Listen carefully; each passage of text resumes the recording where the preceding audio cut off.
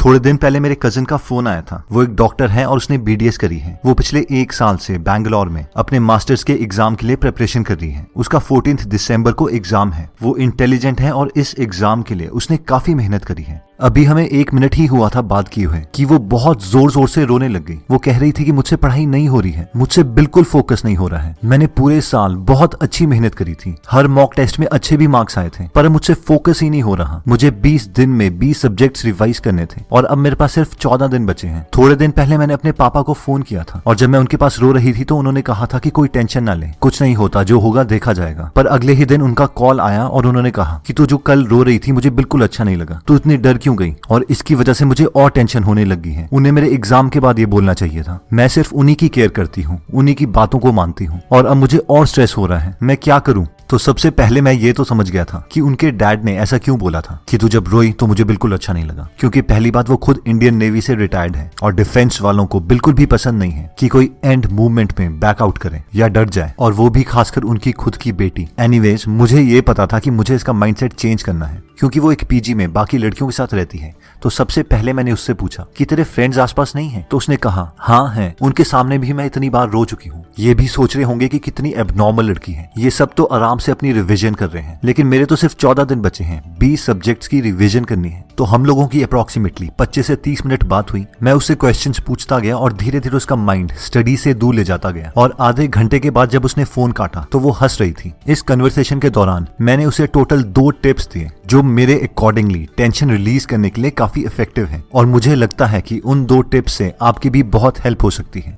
मैं आपको ये दोनों टिप्स उनके लॉजिकल रीजंस के साथ बताऊंगा कि हम दोनों के बीच में ऐसी क्या बात हुई थी और उसकी कौन सी बात से मुझे उसको वो 2 स्पेसिफिक टिप्स देने पड़े। तो पहले हम स्टार्ट करते हैं टिप नंबर 1 से। मैंने बहुत टाइम पहले एक बुक पढ़ी थी, द प्रोक्रास्टिनेशन इक्वेशन, जो कि डॉक्टर पियर्स स्टील ने लिखी थी। वो एक पीएचडी हैं और उन्होंने सारी मोटिवेशनल साइंस को मिला के एक इक्वेशन बनाई थी जो बोलती है motivation is equal to expectancy into value divided by impulsiveness into delay. Doctor Piers Steel के अकॉर्डिंग अगर आपका कभी भी काम करने को मन ना कर रहा हो, उस काम को करने की मोटिवेशन ना हो, तो इन 4 चीज में से ही एक चीज की प्रॉब्लम है, एक्सपेक्टेंसी, वैल्यू, इम्पल्सिवनेस या डिले। पहले हम इन चारों टर्म्स को समझ लेते हैं। सबसे पहले आता है एक्सपेक्टेंसी। एक्सपेक्टेंसी का मतलब है कि आपके दिमाग में किसी एक टारगेट को कंप्लीट करने के कितने चांसेस हैं। अगर आप सोचते हैं कि आप वो टारगेट कंप्लीट कर लेंगे तो उस काम को करने की एक्सपेक्टेंसी हाई है, लेकिन अगर आपको लगता है कि ये काम आपसे नहीं होगा तो आपके लिए उसकी एक्सपेक्टेंसी कम है और इसीलिए आप उस काम को टाल सकते हैं। सेकंड आता है वैल्यू। वैल्यू का मतलब है कि आपके दिमाग में वो काम कितना इंपॉर्टेंट है। फॉर एग्जाम्पल, अगर आपके मदर की कॉल आती है और वो आपको घर बुला रहे हैं तो हो सकता है हमारे लिए वो चीज कम वैल्यूएबल हो, क्योंकि हमें पता है कि हम अपने मम्मा को पटा लेंगे। लेकिन अगर उसी वक्त हमारे डैड का फोन आ जाए और वो हमें बोले कि अभी घर आओ, तो वो हमारे लिए बहुत वैल्यूएबल है और हम उस काम को करने के लिए बहुत मोटिवेट हो जाएंगे और उसी वक्त घर भाग जाएंगे। नेक्स्ट आता है इम्पल्सिवनेस। इम्पल्सिवनेस का मतलब है कि आप कितनी जल्दी एक स्टिमुलस से रिएक्ट करते हैं। फॉर एग्जाम्पल, अगर आपके मोबाइल में नोटिफिकेशन आई तो आप रोक नहीं पाते और आपको वो नोटिफिकेशन देखनी ही है, यानी आपको रिवॉर्ड अभी के अभी चाहिए, इंस्टेंट ग्रेटिफिकेशन। आप थोड़ी देर लॉन्ग टर्म रिवॉर्ड्स के लिए नहीं रुक सकते। ये फैक्टर हमारी जीन्स के ऊपर भी डिपेंड करता है और कुछ हमारे बिहेवियर पर भी। अगर आप अपनी इम्पल्सिवनेस कंट्रोल करना चाहते हैं तो 80% इम्पल्सिवनेस तो आपकी मोबाइल को साइलेंट करने पर ही रुक जाएगी और आप डीप वर्क करना, फोकस्ड वर्क करना स्टार्ट कर देंगे।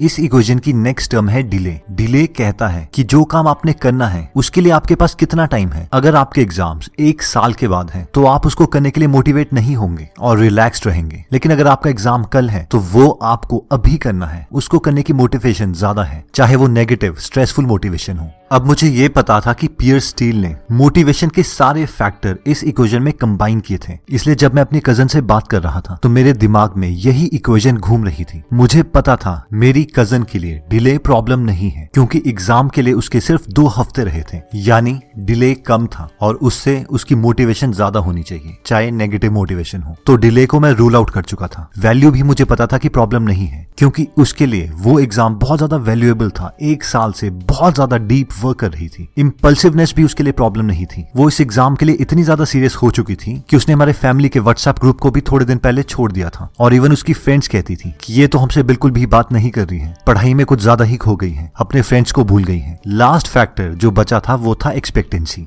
जब उसने मुझे ये वर्डिंग्स बोले थे कि 20 दिन में मुझे 20 सब्जेक्ट्स रिवाइज करने थे और अब सिर्फ 14 दिन बचे हैं, मैं क्या करूं, तो मैं समझ गया था कि एक्सपेक्टेंसी ही प्रॉब्लम है। उसके माइंड में उसने एक्सपेक्ट किया था कि वो हर रोज एक सब्जेक्ट को रिवाइज करेगी और अब उसको 20 सब्जेक्ट खत्म करने के लिए सिर्फ 14 दिन बचे थे और उसे ये गोल अचीव करने की एक्सपेक्टेंसी कम हो गई थी, जिसकी वजह से उसका स्ट्रेस लेवल बढ़ रहा था और वो उसी नेगेटिव फीडबैक लूप में घूम रही थी। जब हमारी किसी काम को करने के लिए एक्सपेक्टेंसी कम होती है तो उसके दो सोल्यूशन होते हैं। पहला होता है कि बड़े टास्क को छोटे छोटे टास्क में तोड़ा जाए, लेकिन ये पॉइंट तब काम आता है जब आपके एग्जाम के लिए थोड़ा ज्यादा वक्त हो, यानी 4-5 महीने। फॉर एग्जाम्पल, अगर आज आपको एक चैप्टर खत्म करना है तो आपकी उस काम को करने की एक्सपेक्टेंसी कम हो सकती है, क्योंकि आप एक्सपेक्ट कर रहे हैं कि आपसे वो चैप्टर कंप्लीट नहीं होगा, तो आप उसको कभी स्टार्ट करेंगे ही नहीं। इसलिए पहले आप अपने दिमाग में सोचते हैं कि आपको एक चैप्टर के बजाय सिर्फ एक आर्टिकल खत्म करना है, क्योंकि अब टास्क छोटा हो चुका है तो उस आर्टिकल को खत्म करने की एक्सपेक्टेंसी ज्यादा हो गई है और आप उसे खत्म कर लेंगे। और जब वो हो जाता है तो आप नेक्स्ट आर्टिकल को खत्म करने का टारगेट रखते हैं।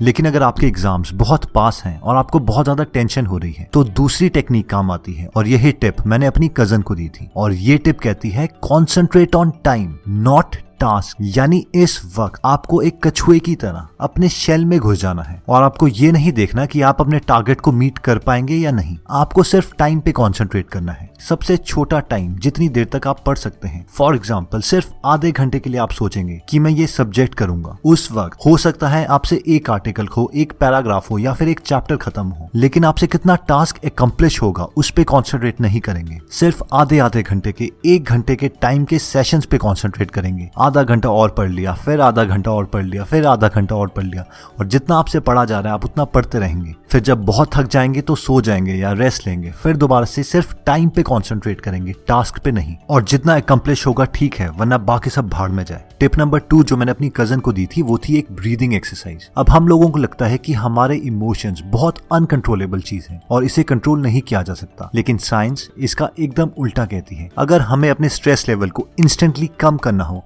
तो इसके लिए सबसे अच्छी टेक्निक है डीप ब्रीदिंग एक्सरसाइज। जब भी आप डीप ब्रेथ्स लेते हैं तो आपका डायफ्राम आपकी वेगस नर्व को स्टिमुलेट करता है। वेगस नर्व एक ऐसी नस है जो आपके चिन से लेके हार्ट तक रन करती है, और जब वेगस नर्व स्टिमुलेट होती है तो वो केमिकल्स, हार्मोन्स रिलीज करती है, जिसकी वजह से आपका हार्ट रेट कम हो जाता है, जिसकी वजह से ब्रेथ रेट कम हो जाता है, स्वेटिंग कम हो जाती है और आपकी मसल में सारी टेंशन रिलीज हो जाती है। सिर्फ 3 या 4 बार डीप ब्रेथ्स को लेने से इंस्टेंट रिलैक्सेशन मिलती है। यही सबसे पहली चीज थी जो मैंने अपनी कजन को कही थी व्हेन शी वाज क्राइंग, कि एक लंबी सांस ले और उसके बाद उसे रोक दे कम से कम 6-7 सेकंड के लिए, और उसके बाद वो सांस रिलीज कर। और 3-4 डीप ब्रेथ्स के बाद ही उसने कहा था कि हाँ मुझे अब लग रहा है कि मैं सांस ले रही हूँ, इतने दिनों से मुझे लग रहा था कि मैं सांस भी नहीं ले रही। और ये प्रूवन चीज है, इसे आप प्लीज करके देखिएगा, क्योंकि जब जब आप डीप ब्रेथ्स लोगे आप इंस्टेंटली काम हो जाओगे। फिर दोबारा से आप में इमोशंस आएंगे, फिर आप स्ट्रेस लेवल में पहुंचोगे, फिर डीप ब्रेथ्स लोगे, फिर दोबारा से रिलैक्स मोड में आ जाओगे। और अगर आप इसे करते रहोगे तो आप ज्यादा टाइम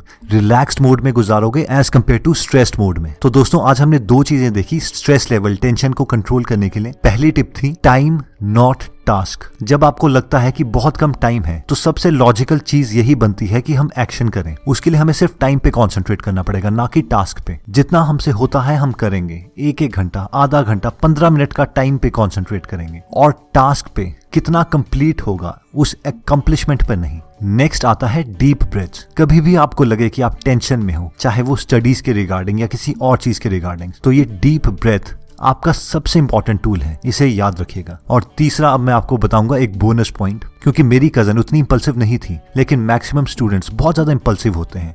तो अपने इंपल्सिवनेस को कंट्रोल करने की एक चीज है कि आप अपना इंटरनेट बंद रखें एटलीस्ट एग्जाम्स तक, और इवन यूट्यूब भी। अब मैं आपसे 1-to-1 तो बात नहीं कर सकता जैसे कि मैंने अपनी कजन से करी थी, लेकिन मैंने आप लोगों के लिए एक मोबाइल का वॉलपेपर तैयार करा है जिससे आपको ये सारे पॉइंट्स याद आते रहेंगे, और आई एक्सपेक्ट कि वो आपको मोटिवेट भी करेगा। दोस्तों अगर आप फ्री में हिंदी ऑडियो बुक समरी सुनना चाहते हैं तो डिस्क्रिप्शन में दिए हुए लिंक पे जाके आप हमारी गीगल ऐप डाउनलोड कर सकते हैं। वहां पे आप फेमस बुक सुन सकते हैं जैसे कि the miracle morning, you can and you will, how to make friends and influence people, E myth revisited, 0 to 1, Chanakya Niti, the one thing, power of habit, wings of fire, the monk who sold his Ferrari and many more. और हर हफ्ते इस app में हम एक नई audio book summary डालते हैं। दोस्तों कमेंट सेक्शन में आप बता सकते हैं कि आप नेक्स्ट वीडियो किस टॉपिक पर चाहते हैं, ताकि हमें भी फीडबैक मिले और उसी टॉपिक्स को हम कवर करें। इस चैनल को जरूर सब्सक्राइब कर लीजिए और बेल का बटन दबा दीजिए, ताकि आप ऐसी नॉलेजेबल वीडियोस कभी मिस ना करें। और इस वीडियो को लाइक जरूर कीजिएगा, ताकि हमारा कॉन्फिडेंस बढ़े।